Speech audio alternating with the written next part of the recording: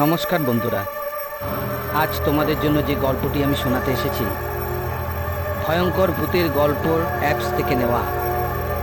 সেই রাতের অচেনা সঙ্গী। গল্প পাঠে আমি সাধন ঘোষ।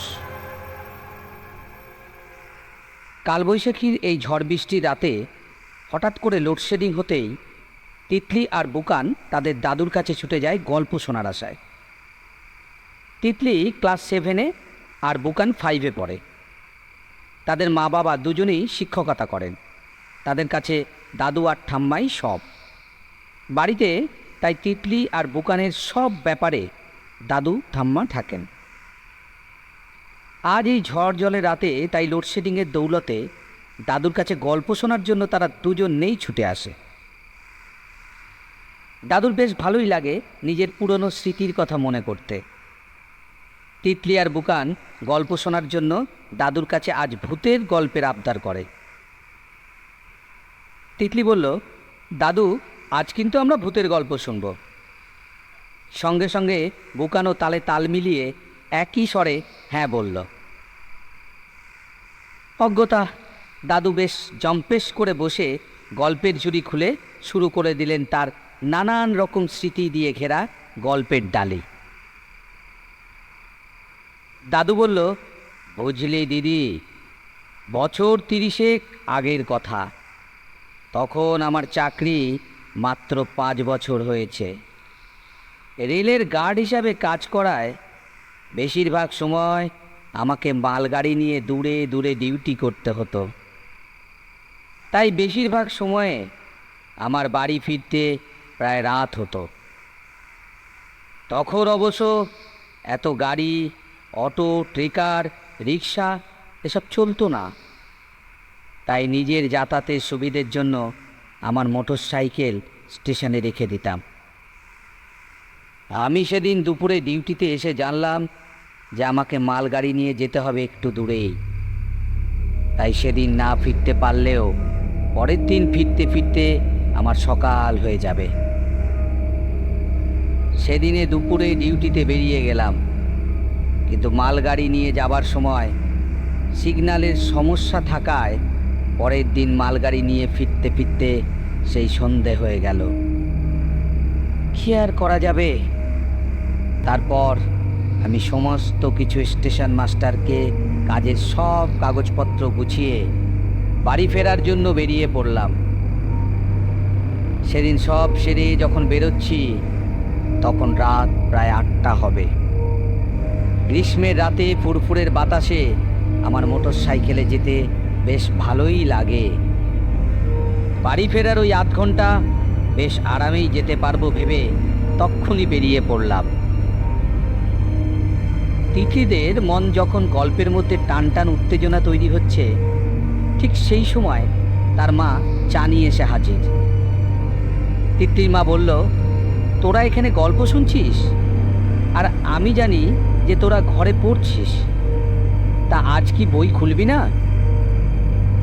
তখন দাদু বলল, থাক না, আজ না হয় ওরা গল্পই শুনুক।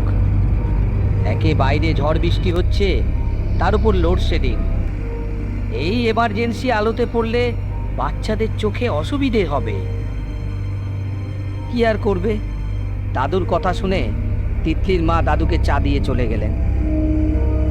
দাদু আবার শুরু করলেন, হ্যাঁ, সেদিন রাতে আমি আমার মোটর সাইকেলে স্টার্ট দিয়ে মনের সুখে গানের কলি গাইতে গাইতে বাড়ি ফিরছি। আমাদের বাড়ি ফেরার পথের মাঝে প্রায় 2 কিলোমিটারের মতো একটা মস্ত ঘন জঙ্গল পড়ে।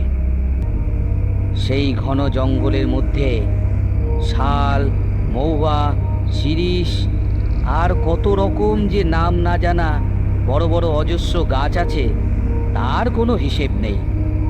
দেখলে মনে হয় যেন ওইসব গাছ গোটা বন জুড়ে একে অপরকে ধরে জড়াজড়ি করে দাঁড়িয়ে আছে।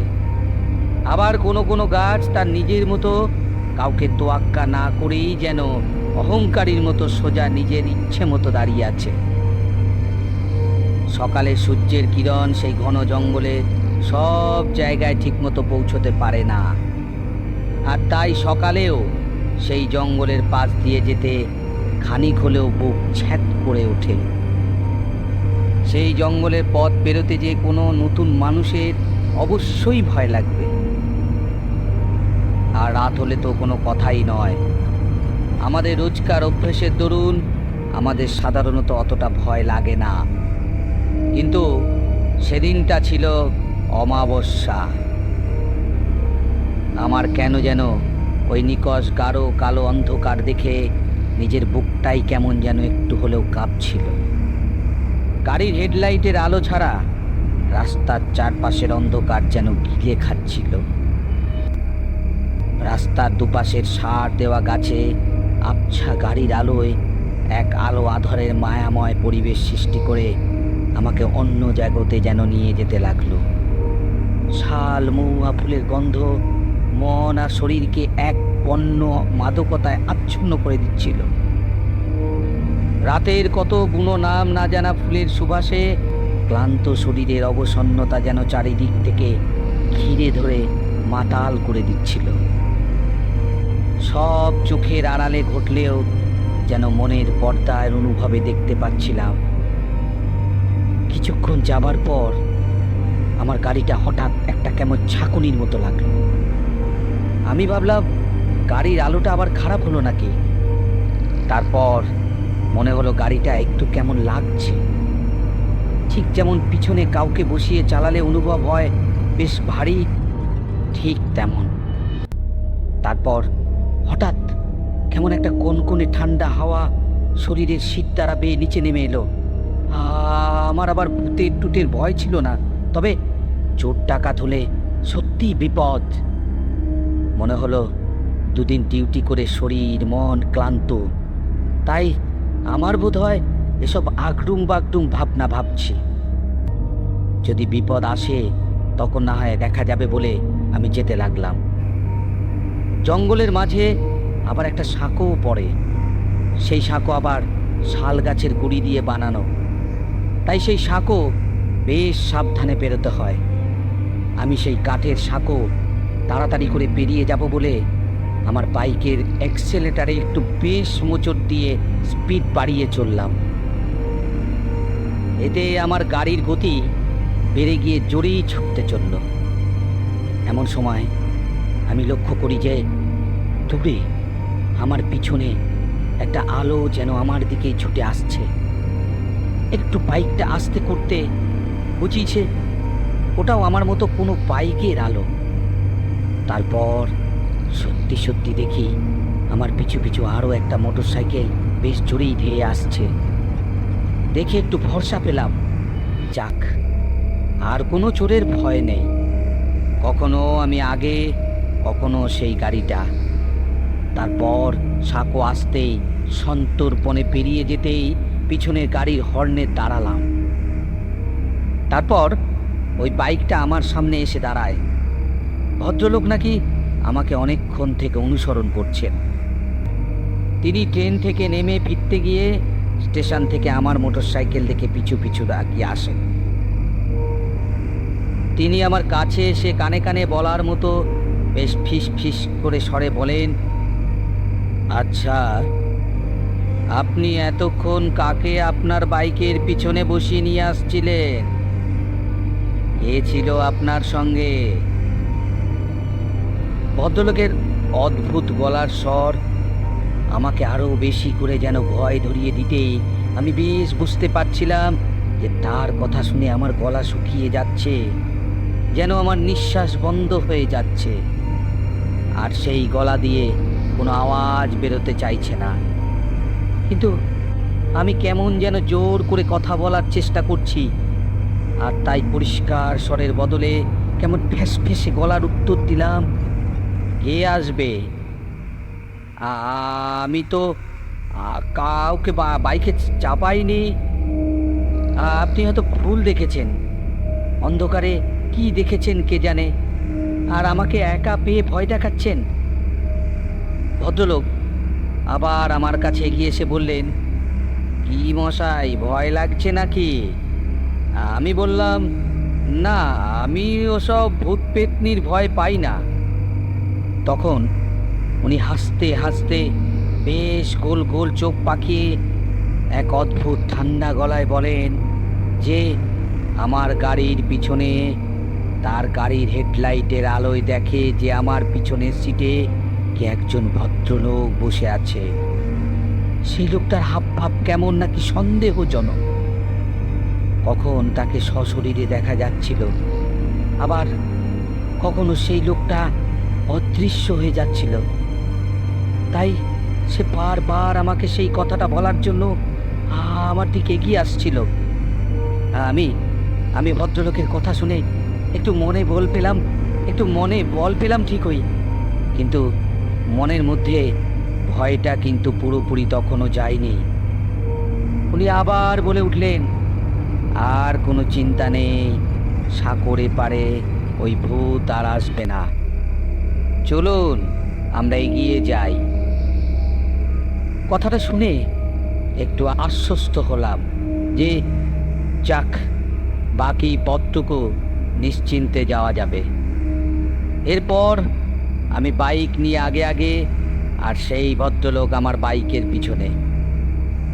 সেই জঙ্গলে আমরা প্রায় মিনিট 15 যাবার পর ঠিক জঙ্গল পাতলা হওয়ার মুখেই আমি বাইক আস্তে করে ঘুরে দেখি পিছনে সেই ভদ্রলোকের বাইকের কোনো আলো দেখা যাচ্ছে না।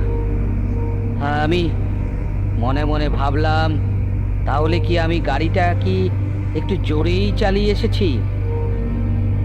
দেখি বলে গাড়ি দাঁড় করিয়ে অপেক্ষা করতে লাগলাম, কিন্তু না, কোথাও কোনো আলো না আওয়াজ কিছুই শোনা বা দেখা যাচ্ছিল না। তাহলে কি ভদ্রলোকের কোনো বিপদ হলো? এই অন্ধকারে লোকটার হঠাৎ ভোজবাজির মতো করে উবে গেল নাকি? তাহলে কোথায় সে যে মিলিয়ে গেল? ঠিক সেই সময় আচমকা দূরে কোথাও যেন একটা পেঁচার কর্কশ আওয়াজ আর কোনো অজানা পাখির ডানা ছটপটানিতে মিলে মিশে এক রোমহর্ষক পরিবেশ সৃষ্টি হচ্ছিল। আমার কাছে সব কেমন যেন তালগোল পাকিয়ে একাকার হয়ে যাচ্ছিল। অভাবনীয় ঘটনায় চাক্ষুষ প্রমাণ আমার কাছে ছুটে আমাকে বিশ্বাস করবার জন্য তারা প্রচেষ্টা চালিয়ে যাচ্ছিল। আমার হাত পা সব যেন শিথিল হয়ে আসছিল।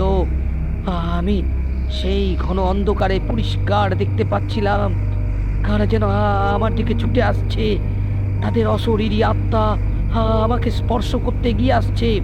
তারপর আর আমার কিছু মনে নেই। তারপর আমি চোখ খুলে দেখি আমি আমার ঘরের বিছানায় শুয়ে আছি। পরে শুনলাম যে ওই রাস্তার পাশের গ্রামের রেলের কিছু কুলি সাইকেলে করে বাড়ি ফিরছিল।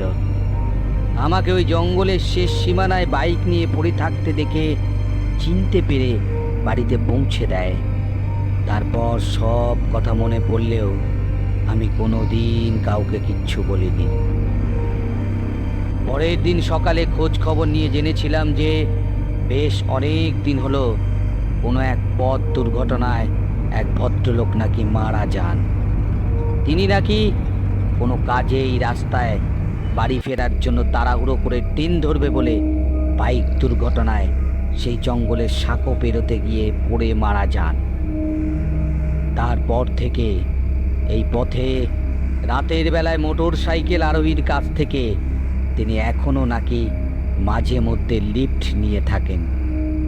কিন্তু আমি ভয়ে সেই ভয়ঙ্কর রাতের অভিজ্ঞতার কথা কাউকে বলতে পারিনি। বলিনি যে এটা গল্প নয়, সত্যি।